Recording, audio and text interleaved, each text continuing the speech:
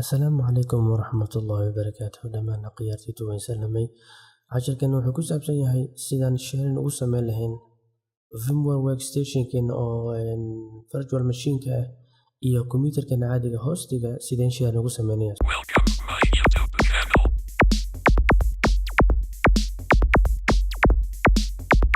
Su-aashaas waxay soo weydiiyey Faysal Maxamed oo ardayda ka mid ah ku taxan Axmed Shafeec iyo janaalka kale ifham. Marka insha Allah bidna su'aasha waxaan rajeynayaa si nadiif ah ugu jawaabi doono. Marka hore waxaa leedahay VMware-kaaga furo. Waxaa ujeedaa Windows XP iyo Windows 8 ayaa ku jiro. Intan waxaa ku jiro Windows hostiga Windows 10. Marka Windows XP markaan furo aan tago computer waxaad arkaysaa file aan share gareeyay oo ah sharing file oo ku qoran tahay hostiga. Kadibna waa drive-kan ayuu share gareysan yahay. Kadib sidee marka u share gareynaysaa kan tusaale ayaan ku tusay markaan 8 ka fiiriyo this PC aan furo waxaad arkaysaa in uu kombiyuutarkan sharing lahaynin. Marka faylashii aan u baahdo hostigan ku jiro sidee inta ku dhex isticmaali karaa sababtoo markasta barnaamijka inta kuma soo download gareyn karo laakiin maadaama hostiga faylal igu jiraan inta sidee u keeni karaa. Marka waxaad samaynaysaa hostiga dushiisa tagaysaa sida XP oo kale saan oo kale hostiga aad inaad u samaysid ayaad u tagaysaa 8 kama u samaysano. Kadib waxaad tagaysaa VM ayaad tagaysaa kadibna setting oo control D ah kadibna waxaad tagaysaa ku soo baxay sidaan boxigan waxaad ka dooranaysaa option oo jeeda file shares disable ayuu yahay enable ayaad ka dhigaysaa.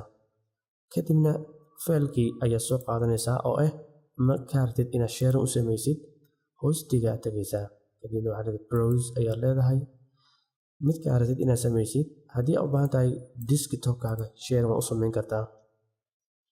Tusaale tan desktop-ka share u samaysid okay aan dhaho oo jeeda desktop-ka ayuu sharing u sameynaa. Haddii kartid magacaada u bixi kartaa kadibna next ayaa leedahay. Haddii uu rabto qofkan kaliya inuu faylka akhriyo read only ayaa leedahay. Haddii uu inuu wax kasta ka isticmaalana finish ayaa leedahay. Kadib u jeeda haddii aan dhaho mataqana okay dhaho ima soo saarayo laakiin waxa iga maqan map was inaad aan ku dhufto network device in window guest inaan ku dhufto kadibna yes and doorto. Kadib markaan furo this PC oo window-gii aan rabo inaan share gareeyo waxa ii soo baxayo oo jeeda faylkii aan host u sameynaa. Markaan ku dhufto desktop-ka si toos ayaan u tagayaa.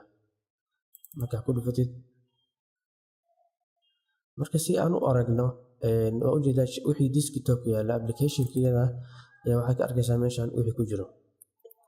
Wixii ku jiro markaa ka aragtid markaan sawiradaasi waxaas ku jiro isticmaashid marka si aad u ogaatid waxaan sameynaynaa sawirada meeshaan ku jiro ayaan ka soo qaadanaa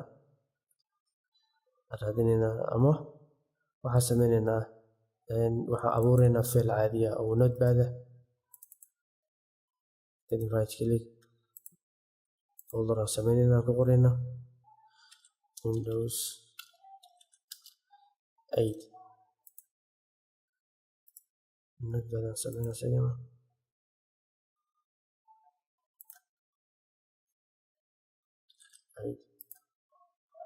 markaan hoos ka soo dhigno waxa ujeedaa labadii folder abuurno hosti kombiyuutarka aynu banaanka ku dhex abuurno.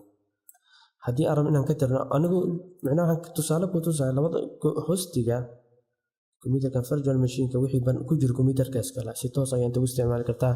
Su'aashan waxay tahay barnaamijkan wuxuu ku fiican yahay oo qiimihiisa $300 meelahaas waaye laakiin asigoo active gareysan oo unlimited ah wuxuu ku jiraa Axmed Shafeec janaalka kale kana waa arday casharada dheer ayaa loogu talagalay. Sidan ayaa u sameynaysaa sharing-ka virtual machine-ka insha Allah bidna karim kana u jeedaa markaan sharing-kiisa furo faylashi wixii inta ku jiro caadi u furo karaa. Haddii aan rabno Adobe oo kale wixii igu jiro Adobe Audition-ka markaan furo inta caadi ku dhex shubanaa marka caadi aan ku isticmaalaa.